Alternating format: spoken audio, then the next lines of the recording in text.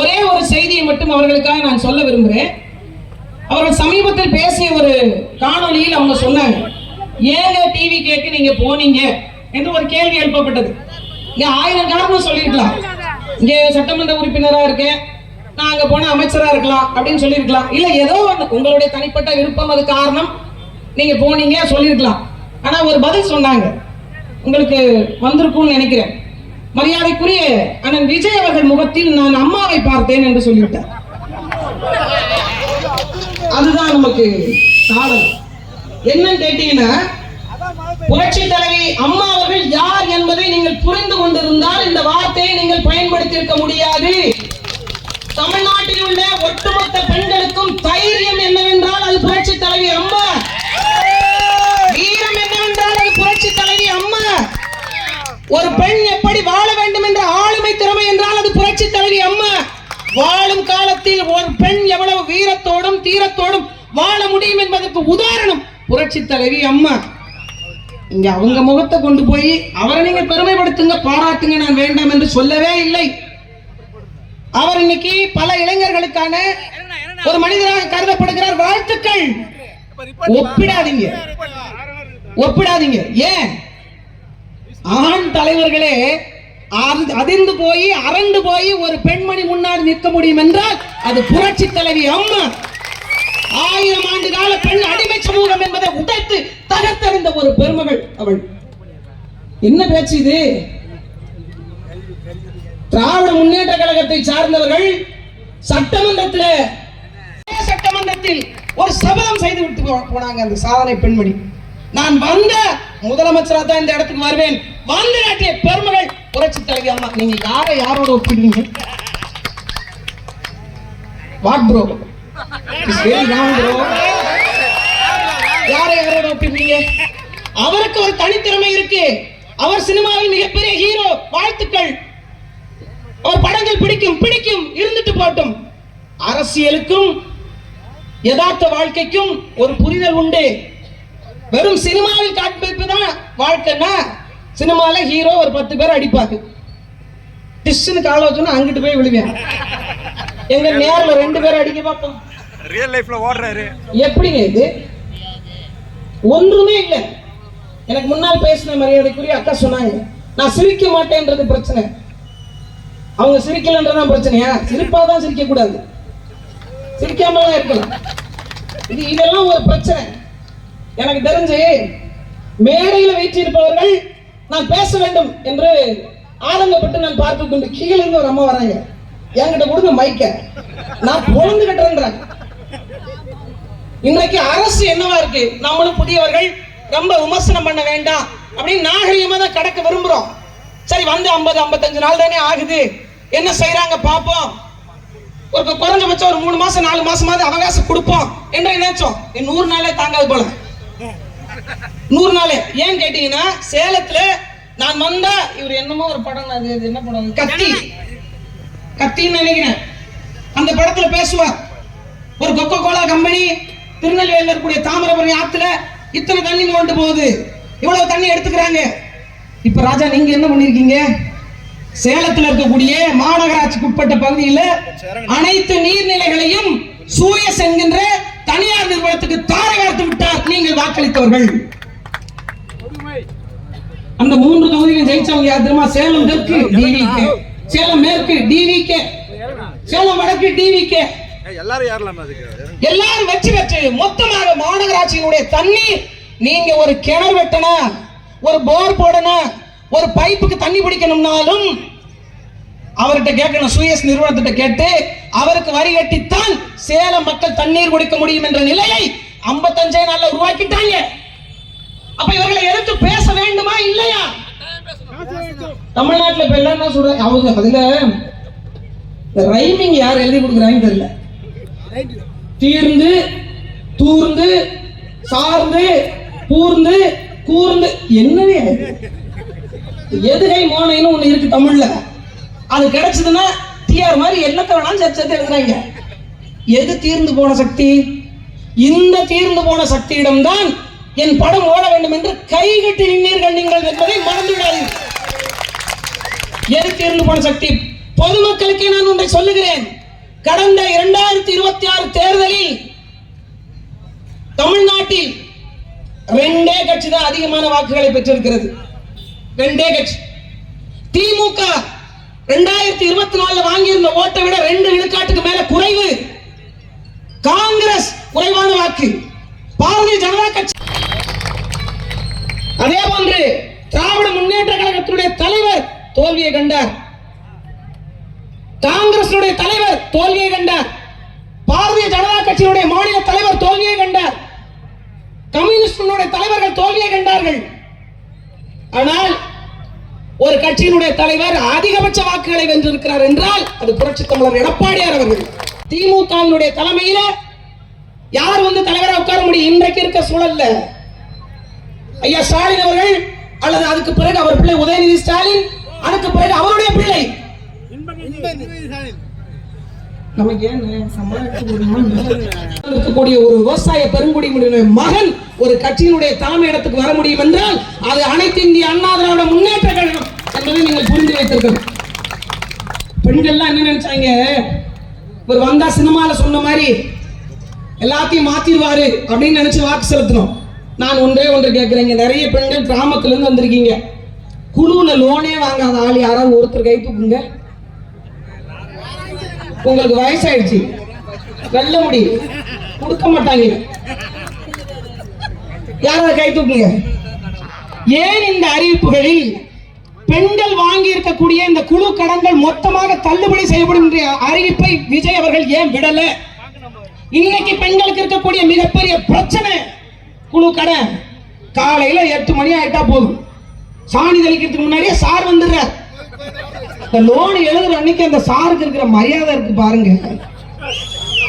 நாட்டினுடைய ஜனாதிபதிக்கு அவ்வளவு மரியாதை கிடையாது. சேர் எடுத்து போடுவாங்க, வட்டமா இரு. வாங்குறது கடன். இதுல நோக்க பாடல் வேற. ஒவ்வொரு குழுவிலையும் பாடல் இருக்குங்க. அந்த பாடலை பாடினா தான் லோனே தருவாங்க. அது முன்னாடி. இப்ப எப்படின்னா ஹஸ்பண்ட் வந்தா தான் லோனு.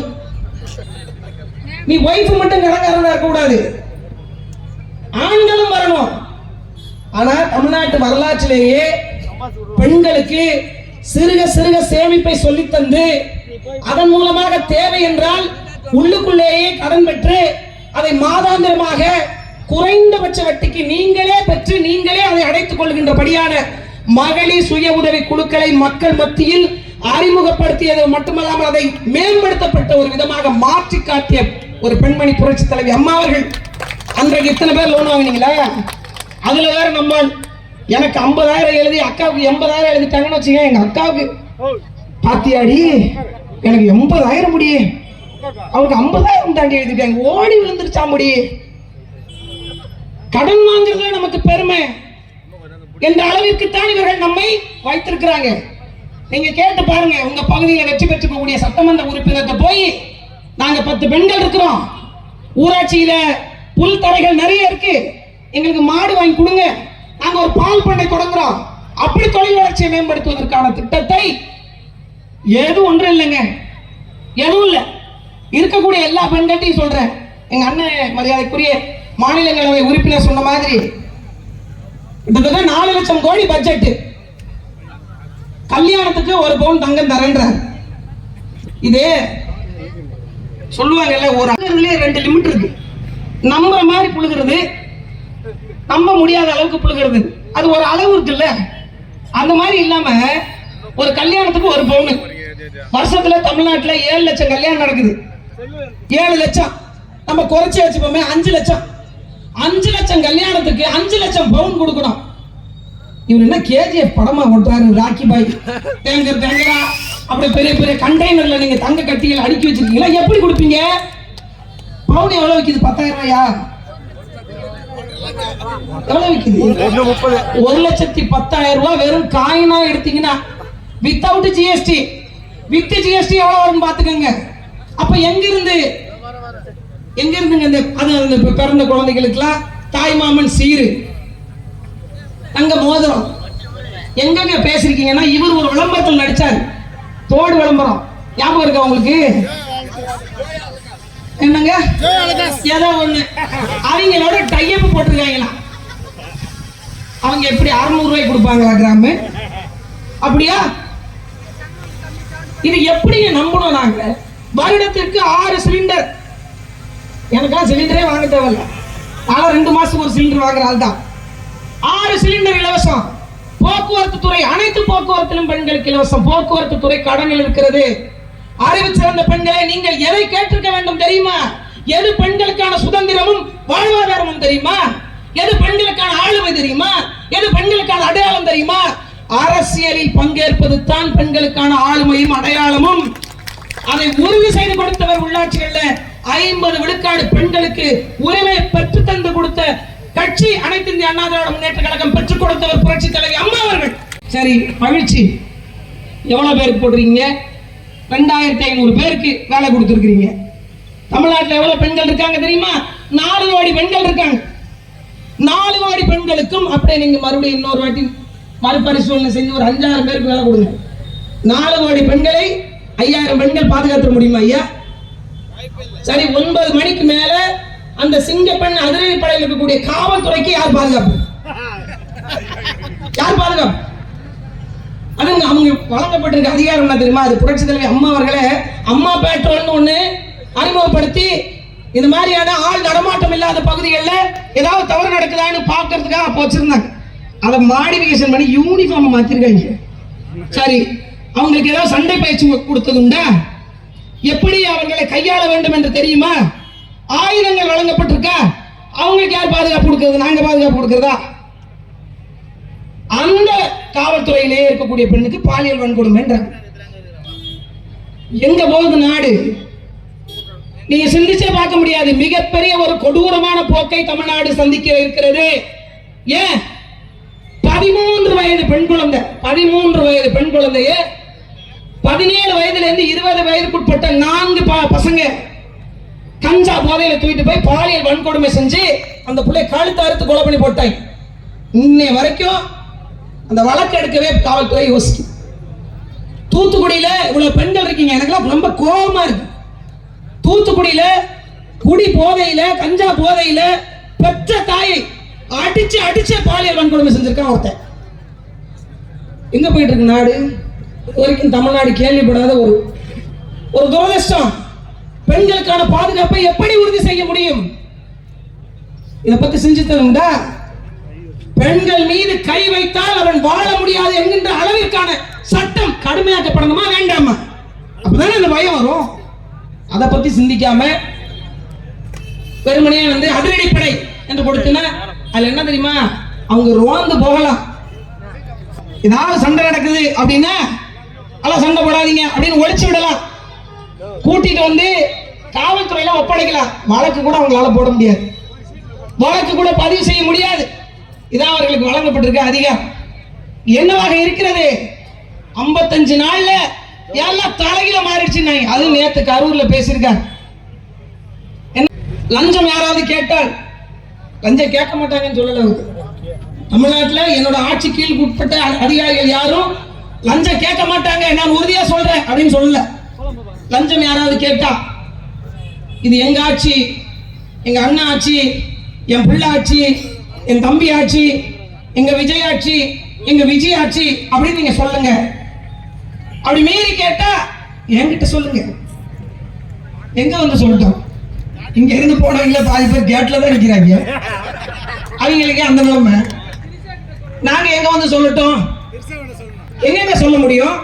உங்களை பார்ப்பதற்கு 23 கட்டமைப்புகளை கடந்துதான் வர முடியும் என்றால் மக்கள் பிரச்சனையை எப்படி சொல்ல முடியும்? அது குறிப்பா தமிழ்நாட்டில் இருக்கக்கூடிய இளைய தலைமுறை பெண் பிள்ளைகளை நான் சொல்றேன். தெரியுமா, இன்றைக்கு பெண்கள் நாம் சுதந்திரமாக நடமாடி கொண்டிருக்கிறோம். ஆனால் ஒரு காலகட்டத்தில் மேல சீலை போடுவதற்கே நமக்கு அனுமதி இல்லை. தோல் சீலை போராட்டம் என்ற போராட்டம் நடந்தது. பல லட்சக்கணக்கான பெண்கள் செத்து மடிந்தார்கள். ஒவ்வொருத்தருக்கும் இருக்கிற மார்பு அளவை பார்த்து வரி போட்டார்கள். அதெல்லாம் உடைச்சு எரிஞ்சிட்டு தான் ஒரு பெண் சமூகம் இந்த இடத்துக்கு வந்து நிக்குது. ஆனா இன்றைக்கு அவரை பார்க்க முடியலன்னு நான் தற்கொலை பண்ணிக்கலான்னு இருக்கேன்னு ஒரு பொண்ணு சொல்றாங்க. இது எப்படிப்பட்ட ஒரு போக்கு? அவர் ஒரு சினிமா நடிகர், அவர் ஒரு படத்தை நடிக்கிறார், நான் காசு கொடுத்து பார்க்கிறேன். அவர் நன்றாக அவருடைய நடிப்பை வெளிப்படுத்துகிறார், நான் கை தட்டுகிறேன். அவ்வளவுதான் அவருக்கும் எனக்குமான தொடர்பு. அதற்காக மட்டுமே நான் நாட்டை தூக்கி கொடுப்பேன். இந்த மக்கள் மீது காவிரி நதிநீர் உரிமை பிரச்சனை, கச்சத்தீவு பிரச்சனை, விவசாயிகள் போராட்டம், இது எல்லாவற்றிற்கும் அவர் நின்றிருந்தால் அப்ப கூட நீங்க சொல்றது ஒரு பக்கம் நியாயமாக இருந்திருக்கும். இது என்ன நியாயம்? அதுலயும் பேசுறாங்க பெரும்பான்மையில ஆட்சி அமைக்க முடியல. தமிழ்நாட்டு மக்களும் நல்லா தெரிஞ்சு போச்சு இவருக்கு இவ்வளவுதான் தரணும்னு. வெறும் 108 இடங்களை தான் கொடுத்தாங்க. அது 107. இந்த 107 வைத்துக் கொண்டு அவர் சொல்லுகிறார், இவ்வளவு பெரிய மாஸ் ஹீரோ வந்து நின்ற போதும் கூட தமிழ்நாட்டு மக்கள் மிக தெளிவாகத்தான் வாக்கு செலுத்தி இருக்கிறாங்க. சிந்திச்சு பாருங்க, 34.5 விழுக்காடு ஓட்டு தான் அவர் வாங்கி இருக்கிறார். அதாவது 108 வச்சுப்போம், 108 தொகுதி அவர் வென்றிருக்கிறார். ஆனா மீதமுள்ள 126 தொகுதியில் விஜய் அவர்கள் தோற்கடிக்கப்பட்டிருக்கிறார் என்பதுதான் யதார்த்த உண்மை. அதை நம்ம கடத்தவே மாட்டேங்கிறோம். எனக்கு தெரிந்து திமுகவும் அண்ணா திமுகவும் இவரோட ஓட்டு அதிகமா வாங்கியிருக்கு. அது தீர்ந்து போன கட்சிங்கிறாங்க அண்ணா திமுக. ஐயா கிட்டத்தட்ட 47 இடங்கள் ஓட்டு எவ்வளவு தெரியுமா? 1,06,00,000 வாக்கு. தமிழ்நாட்டினுடைய 1,06,00,000, அதாவது 4ஆக பிரித்தால் 1 பங்கு வாக்கை பெற்றிருக்கக்கூடிய அண்ணா திராவிட முன்னேற்ற கழகத்தை அப்படி பேசுவது தமிழ்நாட்டு மக்களே பேசுவதாக இருக்கும். இது என்ன மாதிரியான போக்கு? இந்த நாடு எதை நோக்கி போய் கொண்டிருக்கு? ஒரு சினிமாவில் நடிச்சா போதும் அப்படின்னா அடுத்து எல்லா நடிகரும் கட்சி தொடங்கிட்டு இருக்காங்க. இப்போ கொடி அறிமுகப்படுத்துறாங்க, அடுத்தடுத்து வருவாங்க. அப்ப இந்த மக்களுக்காக உழைக்க வேண்டாம், போராட வேண்டாம், களத்தில் நிற்க வேண்டாம், நல்ல திட்டங்களை அறிமுகப்படுத்த வேண்டாம். எங்க ஒரு மனிதன், ஒரு அடிப்படை மனிதன், ஒரு விவசாய பெருங்குடி மக்கள்ல இருந்து வந்த உங்க வீட்டு பிள்ளைன்னு சொல்லிக்கிறதுக்கு தகுதியுடைய ஒரே நபர் அவரு. 4 ஆண்டு காலம், 4.5 ஆண்டு காலம். இந்த 4.5 ஆண்டு காலத்தில் தமிழ்நாட்டில் 11 மருத்துவக் கல்லூரிகளை கொண்டு வந்த பெருமகன் தமிழக வரலாற்றிலே கிடையாது. அது இவங்க இந்த பகுதியிலிருந்து போனவங்க அவர் மூஞ்சிக்காக எனக்கு என் முகத்துக்கு நான் தனியா பிராண்ட் வச்சிருக்கேன். எனக்கு தெரிஞ்சு உங்களுக்கு பிராண்டே அந்த முகம் தான். நான் சவால் விட்டு சொல்றேன், உங்களை பேசுறதுல உண்மையிலே எனக்கு உடன்பாடு இல்லை. நீங்க சொன்னதுக்கு நான் பதில் சொல்றேன். நீங்க டிவி கேல நிக்காம எங்க சுயேட்சை ஓட்டு வாங்கிக்காம பார்ப்போம். ஏதாவது ஒரு பிராண்ட் உங்களுக்குள்ள இருந்துகிட்டே இருக்கணுமா? உங்களுக்கு தனித்த அடையாளம் இருக்கிறது என்றால் வரக்கூடிய இடைத்தேர்தலில் அதுக்கு ஆப்போசிட் கொடுத்துட்டாங்க தீர்ப்பு. வழக்கு நிலுவையில் இருக்கும்போது அப்படியே தேர்தலில் நிக்க முடியாதுன்னு சேர்த்து அறிவிச்சு விட்டீங்கன்னு வச்சுக்கோங்க, சிறப்பாக இருக்கும். நானே உண்மையிலே சொன்னா 2026 தேர்தல் அப்பவே இந்த பகுதியில் ஒரு 1/2 மணி நேரமாவது வந்து பேசிட்டு போங்க அப்படின்னு சொன்னேன். கவலைப்படாதீங்க, நான் இடைத்தேர்தல் இங்கே தான் இருப்பேன். கவலைப்படாதீங்க, 1/2 மணி நேரம் என்ன. அப்ப இங்கே ஒட்டுமொத்தமாக மக்களை திசை திருப்புகின்ற வேலையை, ஒட்டுமொத்தமாக மக்களை மாற்று என்கின்ற பெயர்ல ஏமாற்றுகின்ற வேலையை இவர்கள் செய்து முடித்து விட்டார்கள். அதுல ஃபில்ட்ரேஷன் செட் பண்ணாங்க. அறிவிச்சிருந்தவர்களே, தமிழ்நாட்டில் இருக்கக்கூடிய விவசாய பெருங்குடி மக்களை 12,000 கோடி ரூபாயை ஒரே தவணை தள்ளுபடி செய்த பெருமகன் புரட்சி தமிழர் எடப்பாடியார் அவர்கள். 2,000 கோடிக்கு திணறாங்க. திரும்ப எல்லாம் போராட்டத்துக்கு அது 4,000 கோடியா மாறுது. அப்ப ஒட்டுமொத்தமாக தமிழ்நாட்டிலுடைய எந்த பிரச்சனையும் இப்ப அவங்க கொடுத்தாங்கல்ல, இப்ப எல்லாம் லிஸ்டா சொன்னாங்க பாருங்க. ஏதாவது ஒன்று நான் கூட என்னமோ மாற்றுனாங்களே, என்னத்தை மாற்றுவாங்கன்னு பார்த்தா விடியல் மகளிர் பயணம், அதுல இருந்து விடியலை தூக்குறாங்க, மாத்திட்டாங்களா. தமிழ் புதல்வன் திட்டம் அந்த பேரை தூக்கிட்டு மாத்திட்டோம். அல்ல இன்னைக்கு பள்ளி கல்வித்துறை அமைச்சர் மரியாதைக்குரிய அண்ணன் ராஜ்மோகன் அவர்களுக்கு நான் ஒன்றை சொல்றேன். அரசாங்க பள்ளிகள் நீங்கள் பொறுப்பேற்ற 55 நாட்களுக்குள் 3 பள்ளிகள் மூடப்பட்டிருக்கிறது.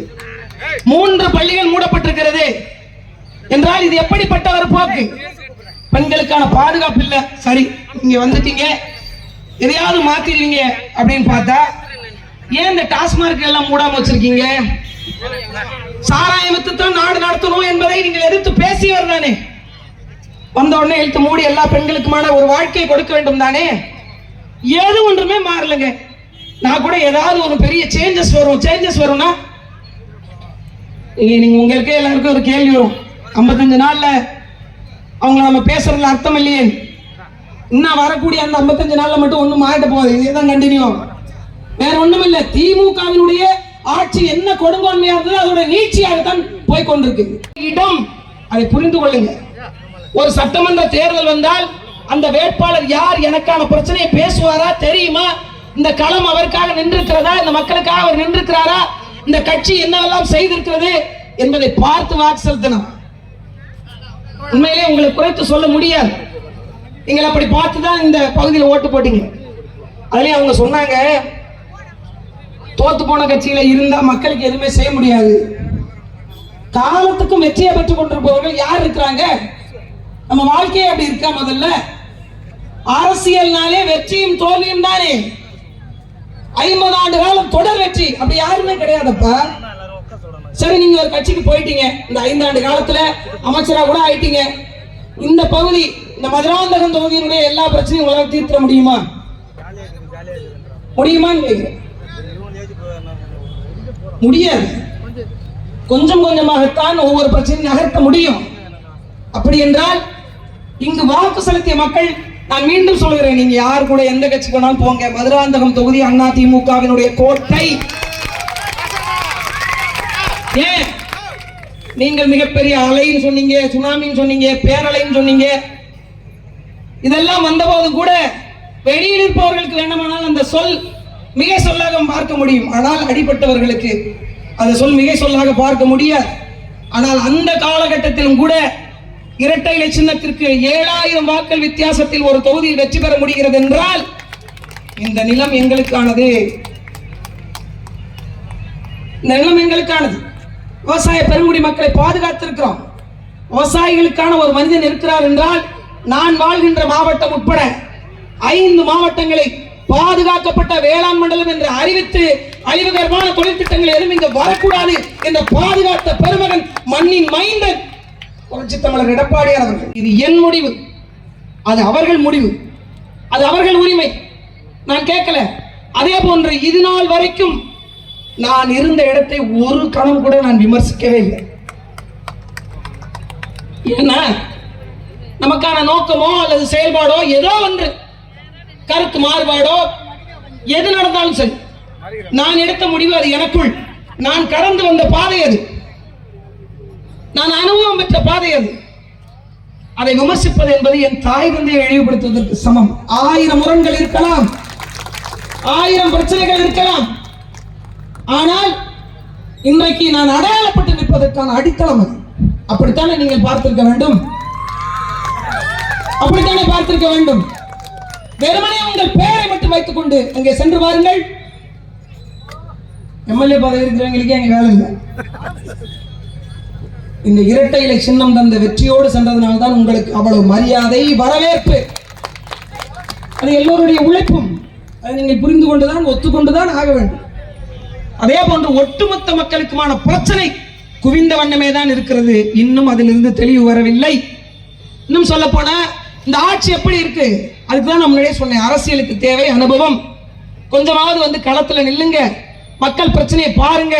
மாணவர்கள் எவ்வளவு சிரமப்படுறாங்க, மீனவர்கள் எவ்வளவு சிரமப்படுறாங்க, விவசாயிகள் எவ்வளவு சிரமப்படுறாங்க, பெண்கள் எவ்வளவு பிரச்சனைக்கு உள்ளாக்கப்படுறாங்க, எல்லாவற்றையும் பாருங்க, படிங்க, களத்தில் நில்லுங்க, போராடுங்க. அதுக்கு பிறகு அரசியலுக்கு வாங்க. அதுதான் சரியா இருக்கும். இன்னைக்கு யாருடைய ஆட்சி நடக்கிறது தெரியுமா? அதிகாரிகளுடைய ஆட்சி நடந்து கொண்டிருக்கிறது. ஒரு மாவட்ட ஆட்சியை சொல்றதுல கையெழுத்து போடக்கூடிய ஒரு முதலமைச்சராகத்தான் அவர் இருந்து கொண்டிருக்கிறார். ஒரு மேடைகளில் பேசலாம், முதல் நாளே மனப்பாடம் பண்ணிடுவார். சட்டமன்றத்தில் பேச மாட்டார், பார்த்துருக்கீங்களா? அங்க அப்படியே உடனே எழுதி கொடுக்கறதுக்கு ஆள் இல்லை. எழுதி கொடுத்தாலும் மனப்பாடம் செய்யணும். மக்களுடைய வலியை 10 நிமிடம் மனதில் வைத்து பேச முடியாதவர் எப்படி உங்களுடைய பிரச்சனைக்கு தீர்வு காண்பார்? எப்படி காண்பார்? எனக்கு தெரிஞ்சு அந்த எழுதி கொடுக்கிறவரும் முதலமைச்சர் ஆக்கலாம். அவருக்கு தான் விஷய ஞானம் இருக்கு. இது எப்படி ஒரு மனிதனால என்ன எல்லாம் நினைக்கிறாங்க, அதிமுக எல்லாம் பிரிஞ்சு போயிட்டாங்கப்பா, எல்லாம் அங்க போயிட்டாங்க, அதனால கட்சி இல்லை. யார் சொன்னாங்க? யார் சொன்னாங்க? எனக்கு அதுக்கான பதிலை எங்க அக்கா ஏதைக்குரிய கனிதா சம்பத் அவர்கள் சொன்னாங்க. அதை தாண்டி இந்த கட்சி நிலை பெற்று இருக்கும். ஏன்னா ஒரு வைராக்கியத்தோடு இந்த களத்தில் நின்ற புரட்சி தலைவி அம்மா அவர்கள் சட்டமன்றத்திலே சொன்ன வார்த்தை, நான் இல்லை என்றாலும் 100 ஆண்டு காலம் இந்த கட்சி வாழும். அதற்கு ஆயத்தமாக தஞ்சாவூர் மண்ணிலே இந்த கட்சியில் ஏற்பட்ட சின்ன பிளவை கூட தாங்க முடியாமல் தன்னுடைய உயிரில் நெருப்பை வைத்துக் கொண்டு ஒருவன் மாய்த்துக் கொண்டிருக்கிறானே அண்ணன் மகேந்திரன், அவனை போன்ற தொண்டர்கள் இருக்கின்ற வரை இந்த கட்சி வாழும். காலகட்டத்தில் புரட்சி தலைவர் எம்ஜிஆர் அவர்கள் கட்சி தொடங்கிய காலகட்டத்தில் அவருடைய தொண்டர் ஒருவரை சண்டை போட்டு எதிர்கட்சிகள் அடித்தே கொண்டுட்டாங்க. அந்த இடத்துக்கு ஓடுகிறார். அந்த இறப்பை பார்த்தோன்னா அவருக்கு தாங்க முடியல. நமக்காக நம் கட்சியினுடைய தொடக்கத்திற்காக ஒருத்தர் உயிர் விட்டுட்டார, இதுக்கு மேல அந்த வேலை வேண்டாம். இப்ப 41 பேர் செத்தாலுமே கவலைப்பட மாட்டேங்கிறாங்க. அதனால இது வேண்டாம் அப்படின்னு அப்படியே ஒரு மாதிரி மனமடைஞ்சு உட்காந்துட்டார். இறந்து போனவருடைய தாயார் வந்தாங்க. அவங்கள நேர்ல பார்க்கவே முடியல. ரொம்ப மன வருத்தம். பெற்ற தாய்க்கு என்ன பதில் சொல்லுவேன் அப்படின்னு ரொம்ப கலங்கிட்டார். ஆனா அந்த அம்மா வந்து என்ன சொன்னாங்க, இந்த கட்சியோட வளர்ச்சிக்கு என் பிள்ளை உயிர் நீத்திருக்கிறான், அதனால விட்டுறாத, தொடர்ந்து நில்லு, போராடு, நீ உன்னால முடியும் என்ற மாபெரும் வார்த்தை தான் இன்னைக்கு அனைத்து இந்திய அண்ணா திராவிட முன்னேற்ற கழகம். ஒரு தாயினுடைய கண்ணீர், அவர் அடிவயிறு கலந்ததல்லவா, அந்த கணத்தினுடைய வீக்கம் தான் அனைத்து இந்திய அண்ணா திராவிட முன்னேற்ற கழகம். அப்படி உருவானதுதான் இது. மக்களுக்கான அமைப்பு. வேட்பாளரை யாரும் தெரியாம ஓட்டு போட்டுருக்காங்க. அதுலயும் அவர் சொல்றார், நாங்கள் மக்கள் பணத்தை தொடமாட்டோம், தொட்டவரை விட மாட்டோம். இன்னொன்னு என்ன சொன்னாரு, விட மாட்டோம், தொட்டவரை விட மாட்டோம். ஆமா, விடதான் மாட்டார். எல்லாரையும் பிடிச்சி அங்க வச்சுக்கிறார், அவர் கூட வச்சுக்கிறார். நான் என்ன கேட்கிறேன், ஒரு நியாயமான மனிதராக இருந்தா என்ன சொல்லணும், ஊழல்வாதிகள் மீது நாங்கள் நடவடிக்கை எடுப்போம், எங்க கட்சிக்கு வந்தவங்களா இருந்தாலும் நடவடிக்கை எடுப்போம் சொல்லணும்ல. அதுலயும் அவங்க அந்த கட்சிக்கு போன ஒரு அண்ணன் டிபேட்ல சொல்றாருன்னா, நாங்க புதுசா ஒரு வாஷிங் மிஷின் வச்சிருக்கோம், நீங்க எவ்வளவு பேர் வந்தாலும் அடிச்சு துவைச்சு அங்கிட்டே புளிஞ்சு காய போட்டுருவோம், ஃப்ரெஷ் ஆயிடுவாங்களாம். அந்த வாஷிங் மிஷின் உங்க அமைச்சர் மரியாதைக்குரிய சரத்தண்ணனுக்கு கொடுங்க. ஏன்னா ஸ்டேடியத்தில் உட்காந்து ஏடிஎம் கார்டில் மாத்திரை நசுக்குவது எப்படி அப்படின்னு வகுப்பு எடுக்கிறாங்க. உண்மையிலே சொல்ல போனா தமிழ்நாட்டு மக்களுக்கு இதை விட ஒரு கேடு இருக்கா? ஒரு போதை மாத்திரையை பயன்படுத்துகின்ற ஒருத்தர் அமைச்சராக வாய்க்கப்பட்ட சாபம் தமிழ்நாட்டு மக்களுக்கு. இப்ப தலைமுறையை நீங்கள் எப்படி மாற்ற போறீங்க? எப்படி அவர்களை மீட்டுருவாக்கம் செய்ய போறீங்க? அரசியல் புரிதலை எப்போது தர போறீங்க? இது எப்படிப்பட்ட போக்கு? 41 பேர் இறந்து போயிட்டாங்க. உண்மையிலேயே அன்னைக்கெல்லாம் ஆள முடியாத துயரத்தில் இருந்தனால ஒரு பச்சிலம் குழந்தை அந்த குழந்தையை மிதிச்சு அது குடல்லாம் வந்து ஆசனவாய் வழியா வெளியேறி இருக்கு. அவ்வளவு கூட்ட நெரிசல். இது பச்சை பிள்ளை. அந்த அம்மா, அந்த குழந்தையோட பெற்றோர் தாயார் அவங்க பேட்டி கொடுத்தாங்க. பாத்தீங்களா? மிக வயிற எரியுதுங்க. சாபம் விட்டுறணும்லாம் தோணுச்சு. இது என்ன சமூகம்? இது எதை நோக்கி போய்கொண்டிருக்கு? அவரை நான் பக்கத்துல பார்த்துட்டேன், என்ன என் பிள்ளைய தான் கொடுக்கறதா ஆகி போச்சு என்ன சொல்றாங்க. 10 மாதம் வயசுல சுமந்து பெற்ற ஒரு குழந்தைய ஒரு நடிகருக்காக தாரை வார்த்து விட்டு சொல்ற வார்த்தையில உண்மையிலே தாங்க முடியலங்க. நெஞ்சு வலிக்குது, மார்பு கட்டுது, முடியல. என்ன உலகம், என்ன உலகம் இது? கேட்ட ஜென்சி கிட்ஸ்ங்கறாங்க. இது தாய்மை இல்லையா? இங்க வலி இல்லையா? இங்க உணர்வு இல்லையா? உதிரம் இல்லையா? இந்த பக்கம் பிறந்து படுத்தா குழந்தைக்கு வலிக்குமான ஒரே பக்கமா படுத்திருக்கிற தாயில நான் பார்த்திருக்கேன். நானும் அப்படி இருந்திருக்கேன். எப்படி இப்படி ஒரு வார்த்தையை சொல்ல முடியுது அந்த அம்மாவால? எனக்கு புரியல. எத்தனை பேருக்கு வாய்க்கும் பக்கத்துல பாக்குறது அப்படிங்கிறாங்க. அவரும் மனிதர் தானே. நாம் கை தட்டிதான் அவர் அவ்வளவு அவசரத்துல இருக்கிறாரு. அப்ப அந்த கை தட்டத்துக்கு ஆதாரமே நாம் தான். நமக்கு கடமைப்பட்டவர் அவரு. நாம் காசு கொடுத்ததனால், நாம் பார்த்ததனால், நாம் கொண்டாடியதால் அவர் உயரத்தில் இருக்கிறார். இது எப்படிப்பட்ட ஒரு போக்கு? ஒரு அம்மா சொல்லுது, அவங்க மனைவி அவரை விட்டுட்டு போனாலும் பரவாயில்ல, ஆனா அண்ணன் தான் சொல்லுது. நாங்க அவருக்கு தங்கச்சா இருப்போம், அக்காவா இருப்போம், அம்மாவா இருப்போம், கொண்டாட்டியா இருப்போங்கிறாங்க. இதுதான் வந்து இந்த இளைய தலைமுறை பிள்ளைகளுக்கு நீங்கள் கற்பிப்பதா? இது தவறுமா? இது அப்படி பேசக்கூடாது என்று ஒரு இடத்துல கூட நீங்க சொல்லல. நான் ஒரு தவறு பண்ணிட்டேன், நான் குற்றவாளி, என்னால் பாதிக்கப்பட்டவங்க இருக்காங்கல்ல, அவங்க சாட்சி, அவங்க சாட்சி தானே. வழக்கு நீதிமன்றத்தில் இருக்கு. அப்படி இருக்கும்போது நான் சாட்சிக்கு அரசாங்க வேலை போட்டு கொடுத்தேன் என்றால் அவர்கள் எனக்கு சாதகமாக சாட்சி சொல்லுவாங்களா அல்லது பாதகமாக வாட்சி சொல்லுவாங்க? இது சாட்சியை கலைக்கின்ற விடயமா இல்லையா? எதுக்கு கொடுக்கணும்? உங்களை பார்க்க வந்திருக்காங்க. நான் இப்பவும் சொல்றேன், ஒரு தனிப்பட்ட மனிதராக சொல்றேன். நான் அந்த இடத்தில் இருந்திருந்தால், என்னை பார்க்க வந்து இவ்வளவு பேர் இறந்திருந்தால், என்னை பார்க்க வந்த என் ரத்த சொந்தங்கள் இங்கே செத்து விழுந்துருச்சு, அந்த இரவு வீட்டுல இல்லாம நான் ஓட மாட்டேன். என் உசுரே போனாலும் அந்த இடத்துல நான் நின்றுப்பேன். காவல்துறை சொல்லட்டும், உளவுத்துறை சொல்லட்டும், என் மக்களுங்க என்னாச்சுன்னு தெரியாம நான் போக மாட்டேன் என்று உட்கார்ந்து இருந்திருக்கோம். நீங்க இல்ல, நீங்க பாட்டு பாருங்க, ஓடு ஓடுங்க. அவங்க யார் ஓடுனதுன்னு எடுத்து வீடியோ போட்டு முதுகுக்கு செலவைக்கு சொல்றாங்க. இருந்த வாய்ப்பெல்லாம் திமுக விட்டுருச்சு. இப்ப வந்து லபோ தீபோன்னு கத்துறாங்க. என்ன பண்றதுன்னு தெரியலையே. அதுல என்னன்னா, நாங்கள் தான் ஒரு பரிசுத்த ஆட்சி அமைக்க போறோம். எங்கிருந்து? திமுக தீய சக்தி, தீய சக்திக்கு கொடை பிடிச்ச எல்லா சக்தியும் அங்க இருக்கு. கம்யூனிஸ்ட், விடுதலை சிறுத்தை, காங்கிரஸ், தமிழ்நாட்டில் கட்சியே இல்லை. அப்படி இப்படி கழுத்து போடவே 10 பேர் இல்லை.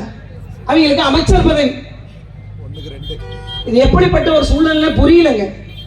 ஒரு உயர்கல்வித்துறை அமைச்சர் பள்ளிக்கூடத்துல அங்க இருக்கக்கூடிய ஆசிரியர்களும் மாணவர்களோட சேர்ந்து ஒரு பாட்டுக்கு டான்ஸ் ஆடுறார்.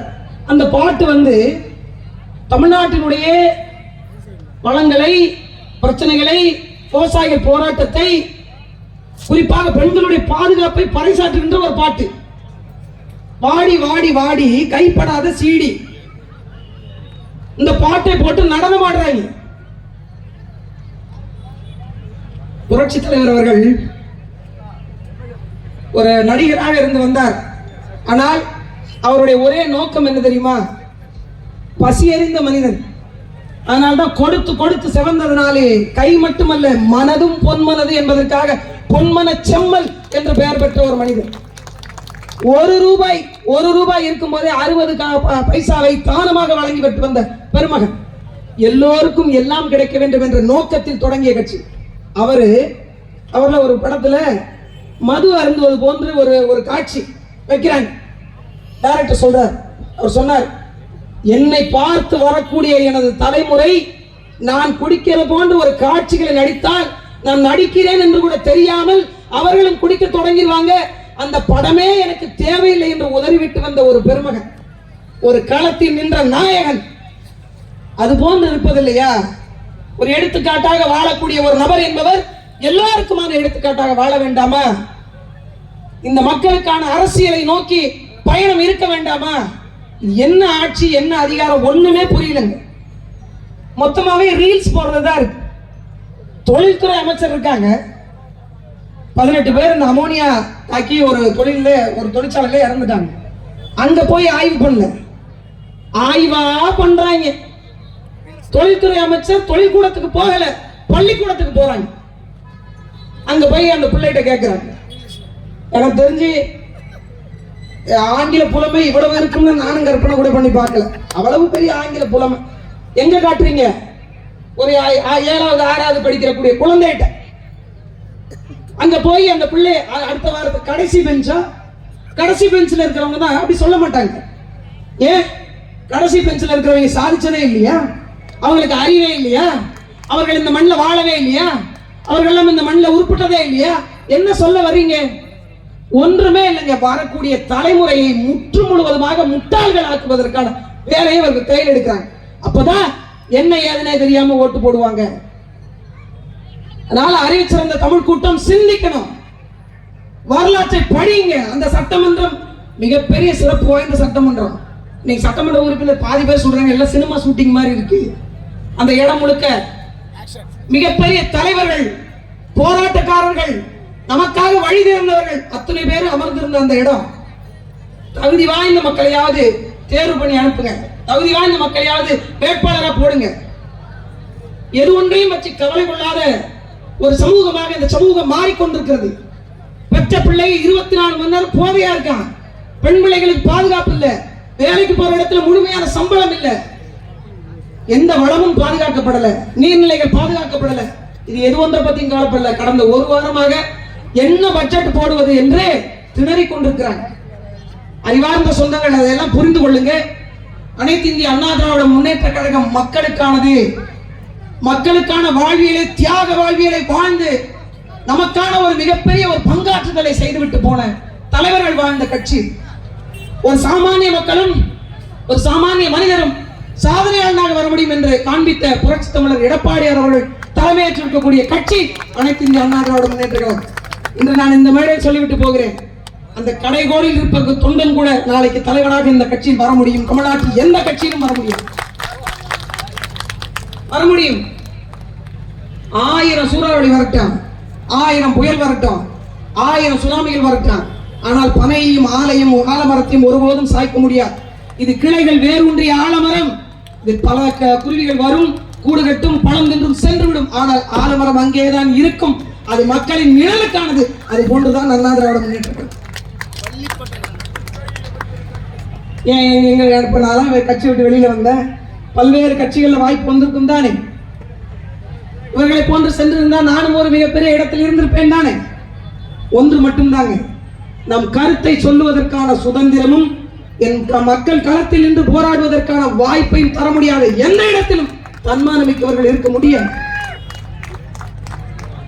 நான் சொல்றேன், நான் புதுசா வந்திருக்கேன், ஒரு இடத்துல போறேன், அப்பா அவர்கிட்ட பேசுறேன். 45 நிமிடம் வெளியில எல்லாரும் உட்கார்ந்துருக்காங்க. நான் மக்கள் பிரச்சனையை பத்தி பேசுகிறேன் என்பதற்காகவே என்னை தடுத்து நிறுத்தவே இல்லைங்க. தடுத்து நிறுத்தவே இல்லை. 45 நிமிடம் நான் பேசுறது, நானே உள்ள போறேன். மக்கள் பிரச்சனையை பற்றி அந்த பெண் வந்ததிலிருந்து பேசிக் கொண்டிருக்கிறார். தன்னை பற்றி ஒரு வார்த்தை கூட பேசவே இல்லை. அப்படிப்பட்டவர்கள் பேச்சை கேட்பதுதான் என் வேலை என்று சொன்னார். நான் கட்சி பணியை கூட நான் அப்புறம் பார்த்துக் கொள்வேன். அது போன்று மக்களுக்கான பிரச்சனைகளை அவரிடத்தில் கொண்டு சேர்க்க எங்களை போன்ற சாதாரண மனிதனாலே முடியும். அப்படி போன்ற ஒரு தலைமையை ஏற்று வழிநடப்பதில் ஒரு தவறும் இல்லை. எனக்கு தெரிந்து இருந்தவர்கள் சென்று விட்டார்கள் என்று வருத்தப்படாதவர்கள், புதியவர்களுக்கு பொறுப்புகள் வந்துவிட்டது என்று மகிழ்ச்சி அடையும். எனக்கு தெரிந்த அக்கா பேசும்போது அவர்களை பற்றி பேசுவதை நினைச்சு நான் கூட நினைச்சேன், அவங்க திட்டுவாங்க போல அப்படின்னு. இந்த மாதிரி பாசிட்டிவ் வைப் இருக்கிற நம்மள ஒண்ணுமே சொல்ல முடியாது. உண்மையா சொல்லணும்னா அவர்களை ஒருபோதும் அவங்க வையல திட்டல.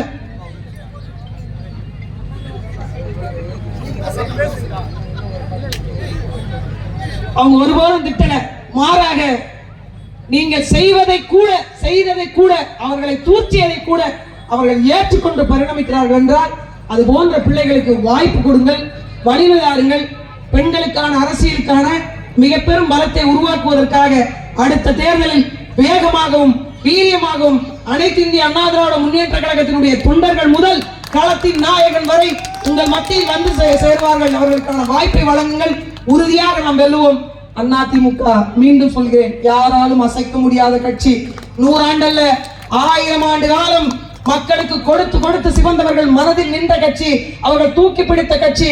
மிகப்பெரிய அளவில் தமிழ்நாட்டு மக்கள், அடிப்படை மக்கள் கொண்டாடிய ஒரு கட்சி. அந்த கட்சிக்கு என்றென்றைக்கும் அழிவில்லை என்று சொல்லி இந்த கட்சியில் அடிப்படை உறுப்பினராக இருப்பவர்கள் முதற்கொண்டு மேல்மட்ட நிர்வாகிகள் வரை காலரை தூக்கிவிட்டு சொல்லுங்க, நாம் இந்த நிலத்திற்கானவர்கள், இந்த களத்திற்கானவர்கள், நாளைக்கு ஆட்சி அதிகாரத்திற்கு சொந்தக்காரர்கள் என்று சொல்லி விடைபெறுகிறேன். நன்றி.